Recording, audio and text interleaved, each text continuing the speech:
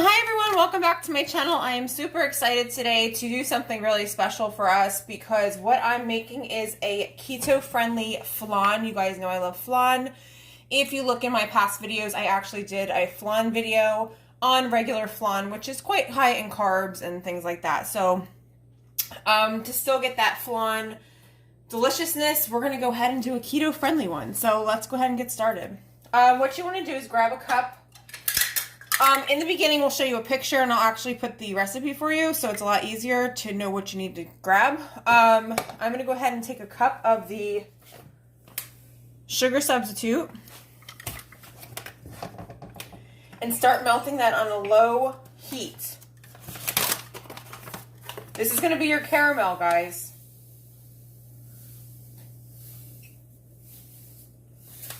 All right, so get that in your pan. While that's breaking down on a low heat, we're going to go ahead and just start getting the filling ready, okay? We're going to do a 1/4 cup of water. All right? You're going to do a 1/2 cup of the cream. I am going to be using this 1/2 and 1/2. You can use heavy whipping cream if you'd like, but this is what I have, so I'm going to use this. All right? Then you're going to do 1 1/2 cups of almond milk. I'm using the unsweetened vanilla, which has 1 carb, guys.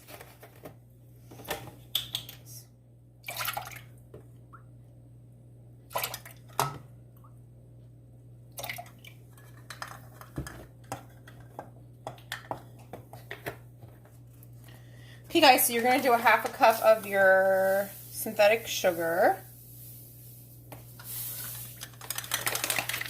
Do a 1/4 teaspoon of salt.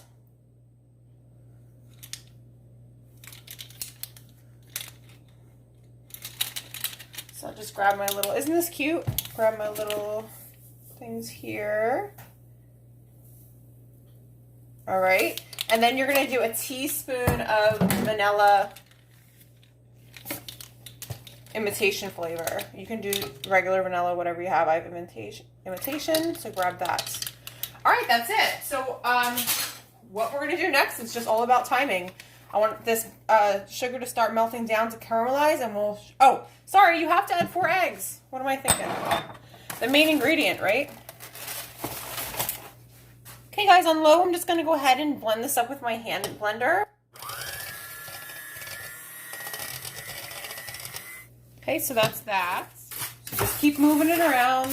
When it starts melting, you'll see it liquefies. In the meantime, I'm going to go ahead and grab a dish. And what I'm going to do, I'll move you guys back a little bit so I can show you. I'm going to fill it with some water.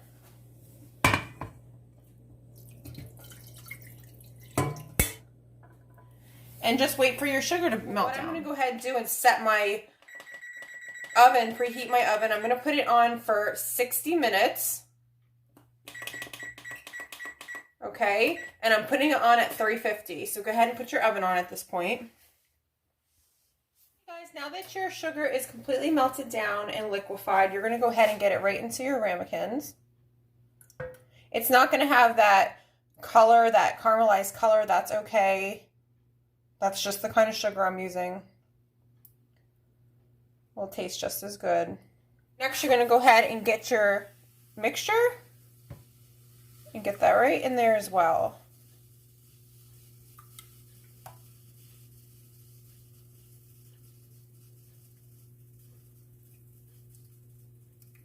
Okay, guys, so that's what it looks like. You're going to go ahead and pop this in the oven for, like I said, about 60 minutes, and after that, you're going to chill it for about 3 hours before you eat it. So this is what it looks like. Out of the oven. I had a little extra. You could probably do 6 ramekins, but I didn't realize that and only made the 4. So I just put the additional one in that little thing over there. But anyway, what you want to do is let this cool off. Take it out of your water bath, or at least get the water out of there so it starts to cool off. You're going to let it cool off outside of the refrigerator for a little bit, and then you're going to go ahead and take a knife around the corners and then flip it over, and then you can put it in the fridge. Hey everyone, this is what it looks like all plated up. It came out perfect. I did want to do the dessert first, only because it has to be refrigerated for 3 hours.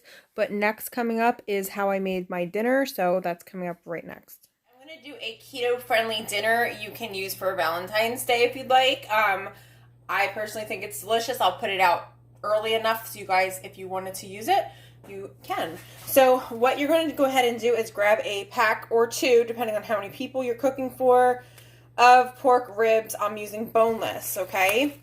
So go ahead and get that open. Get that right into your pan. Okay, wash your hands.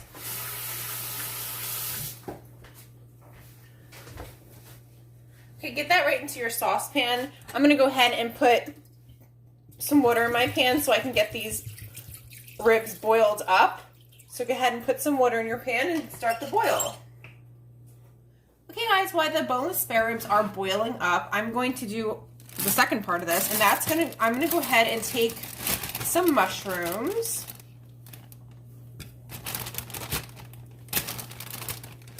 And get them cut up for us.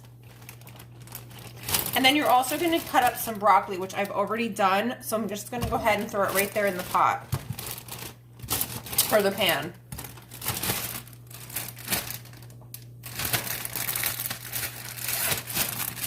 So you got your broccoli in your pan. Now you're going to be cutting up some mushrooms. So what I'm going to do is go ahead and throw in some carrots in my pan. Okay, guys, now that my pork is boiled, I'm going to add it to my glass pan. And the reason we're boiling the pork is we want to soften it up so it's nice and tender.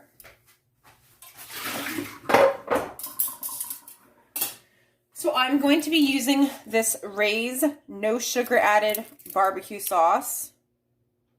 Okay, so there is the nutrition facts. It is 4 grams of carbs per 2 tablespoons. So I'm going to go ahead and squeeze some of this on.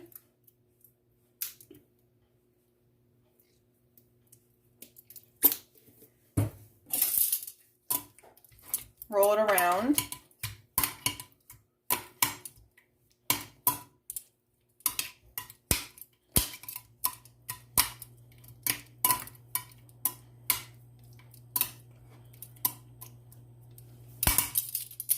Okay, all we're going to do is just add some salt.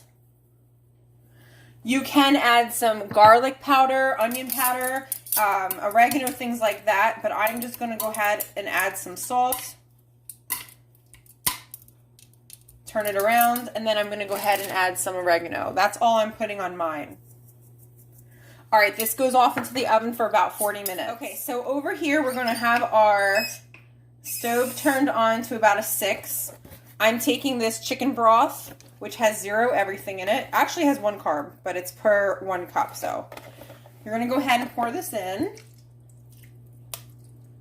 All right, you only need a little bit. And what you're going to do is steam this. So get it to a high heat.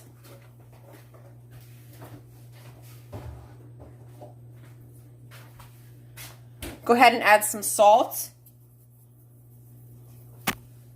You're going to go ahead and add some garlic powder.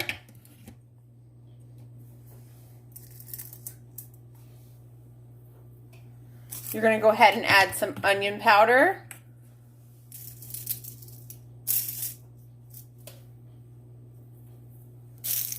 And you're going to go ahead and add some oregano.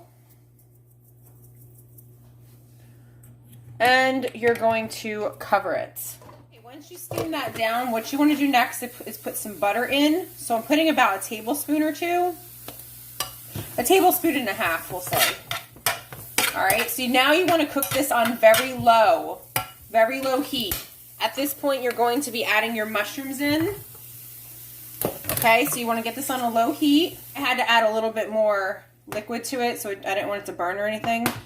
So what you want to do is cover this again, and you're just going to let that cook down with your mushrooms. Just check on your vegetables and give it a quick stir. Everything's looking good so far. Maybe even taste, make sure your seasoning is where you want it at this point. Okay, but just keep letting it cook. say about 10 more minutes or so, and I think that should be done. At this point, I'm going to shut off my top stove. They are done. You just want to make sure your carrots are basically cooked through because they're the ones that are usually take the longest. But this looks perfect to me. I'm just going to keep the lid on until my pork is completely done, and then I'll put it in the serving. It's been in the oven for about 25 minutes. I'm just going to go ahead and turn it around and make sure everything is covered with the barbecue sauce. And then I'm going to go ahead and put it back in the oven for about another 20 minutes, okay? So you want to just make sure everything's covered and everything got that good flavor on it. Final product, it's nice and hot in the dish. What you seen me make was enough for two servings. So I'm just putting one serving in my bowl because this is what I'm eating tonight. Okay, so here is your dessert. It is the keto friendly flan. And then here is your main course. It looks so good. It's the boneless barbecue spare ribs, their pork, and then you have your sauteed vegetables in butter with spices. I hope you guys did enjoy this video. If you have any questions about anything, definitely comment below. Thanks for watching.